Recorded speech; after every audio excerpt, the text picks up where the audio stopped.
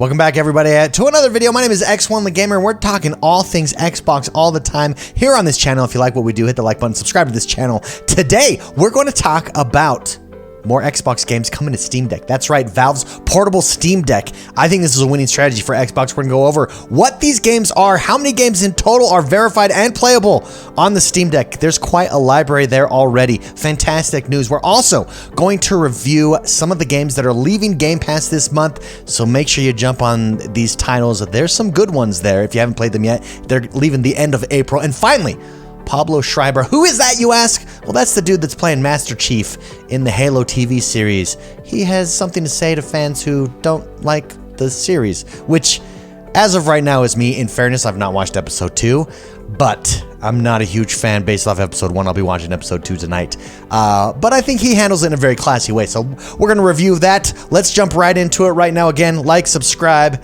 Here we go, everybody. First on the deck, the Steam Deck Update 2. That's right, more Xbox games coming on Steam Deck. And here's the list of the newest games. So we've got Fable Anniversary. Ooh, look how quick that is. Oh, that's so beautiful, that little preview. We've got Halo Wars Definitive Edition. Now, I'd like to see Halo Wars 2. Halo Wars Definitive Edition, a little bit dated in my opinion. Halo Wars 2 was the superior title there. Ori and the Blind Forest Definitive Edition, one of the best platform style games. Beautiful music to come to the Xbox One during that generation. We've got Killer Instinct, always solid. Kalimba! Halo Spartan Strike, not worth it. That's why it's only $2.99. I wouldn't play it. Rush is pretty good, as well as Minecraft Dungeons. Minecraft Dungeons, baby. That's a big game. That's the perfect game, in my opinion, to be on the Steam Deck. Minecraft Dungeons has done fantastic. If you've never played Minecraft Dungeons, think Diablo, think top-down looter, not a shooter. I don't want to say shooter. It's Minecraft. It's Minecraft Diablo style. That's the only way to say it, and it's really good. It's a really good game. You've got Gears Tactics as well. This is a really good game that just fits mouse and keyboard really well. It's exciting to see that on Game Pass, not Game Pass, on the Steam Deck. You've got Deadlight, and then finally Halo Spartan Assault. Again, I wouldn't waste my time with Halo Spartan Assault. It's okay. It's like a fun mobile game to play. But Gears Tactics, Minecraft Dungeons, absolutely huge there. Ori and the Blind Forest is a big one, as well as Halo Wars and Fable Anniversary if you want to throw back a little bit there. But this goes on top of the games that were already available. Here's those games: Psychonauts, Hellblade, Battletoads, Sea of Thieves, Forza Horizon 5, some big hitters right here, Quantum Break, and finally State of Decay, Year 1 Survival Edition. And so Xbox is building quite a library on the Steam Deck. What's very interesting is, for a while, we've got, should Xbox build its own handheld? Should it do anything to try to compete with Nintendo? Does Xbox want to try to be on Nintendo? Some were saying that Game Pass was going to be on Nintendo Switch. And I think the answer is no, none of that's going to happen. It's all going to be on Steam Deck. I think Steam Deck is Xbox's portable solution. If you want to go portable, why not be on Steam Deck? I mean, long term, it obviously is the cloud. Xbox is investing all kinds of money into cloud gaming, into cloud streaming, and I think long term, that's going to be it. In fact, right here, I've got my iPad. I think long term, that's going to be the portable solution. In the meantime, I do think Valve's Steam Deck just makes sense, and I think Xbox is incredibly smart. Xbox just seems to be ahead of the game in the quote-unquote console wars, where it's all in on having all of its games everywhere. It's all in on having its service that is Game Pass everywhere, and I think this is smart. I think it's going to be very hard to compete with long term. The name of the game might be exclusives.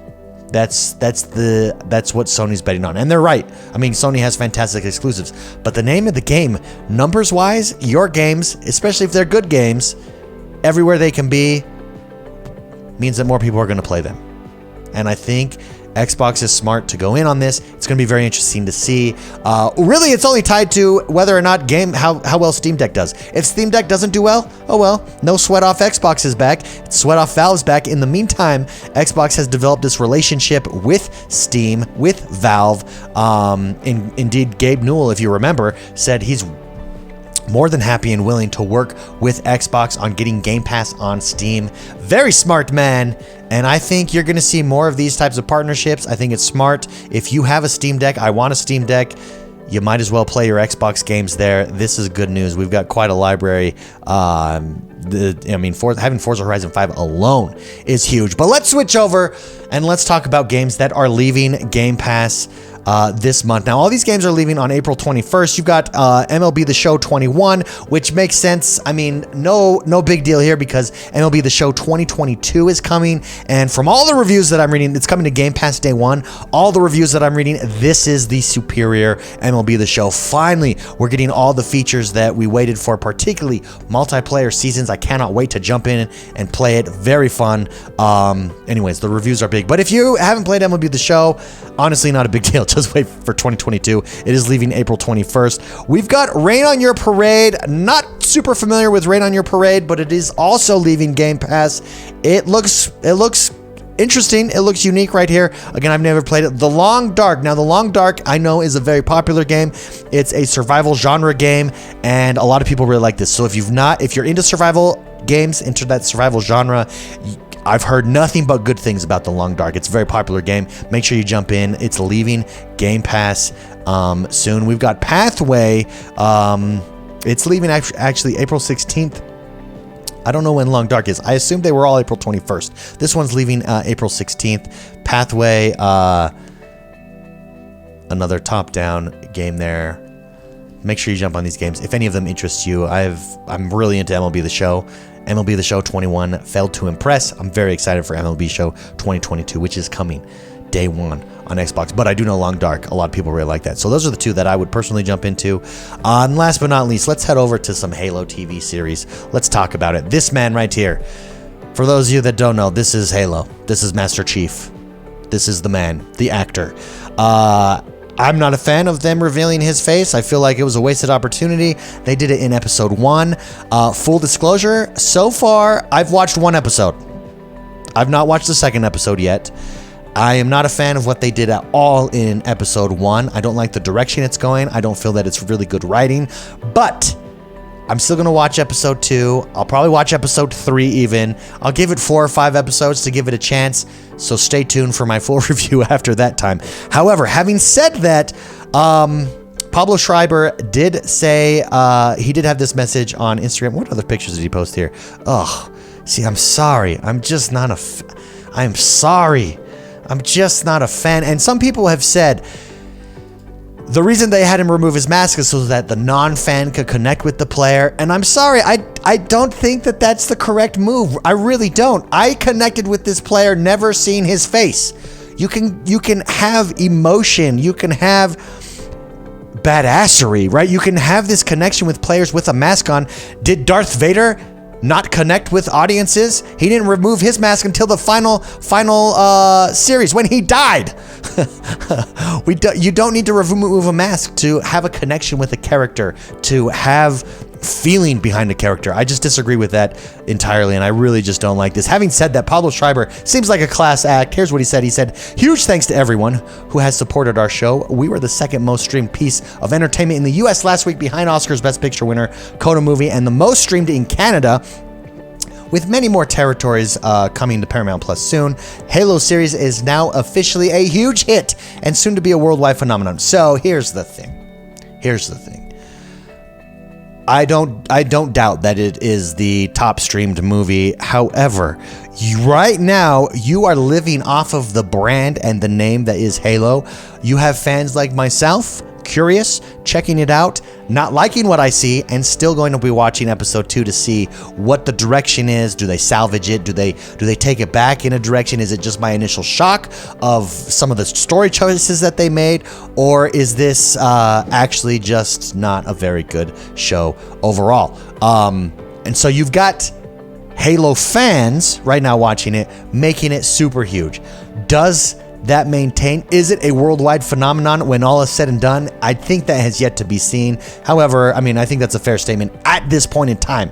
I think ultimately we won't know until the end of season 1.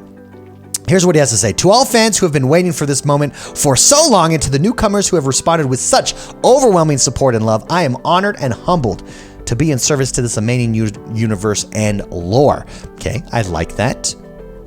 Well done, good sir. Giving respect to the fans. For all the fans rooting against the home team who hated the show before they saw it and disagree with what we are doing, I respect your opinion, and I love you too, because the truth is, we love the same thing, and I will keep working my ass off each day and every day to make this show the best version of itself, to bring attention and respect to this Halo universe we love for all of us. Well done, good sir. I like that. So I'd like to make 2 points.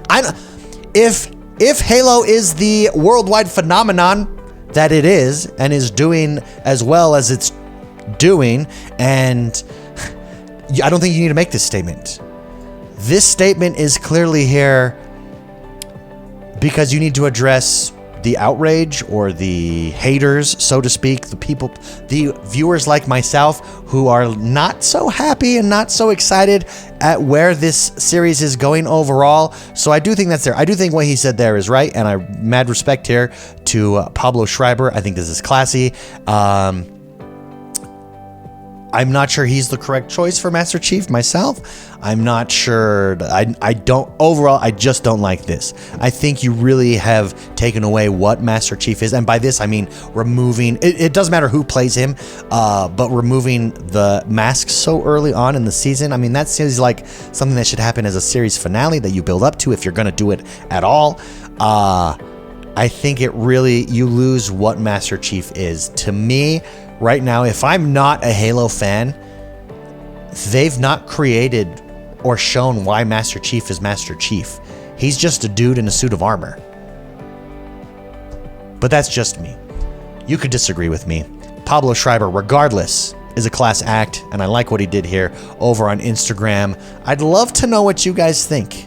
I'd love to know whether or not you like the Halo series, how you feel about it so far.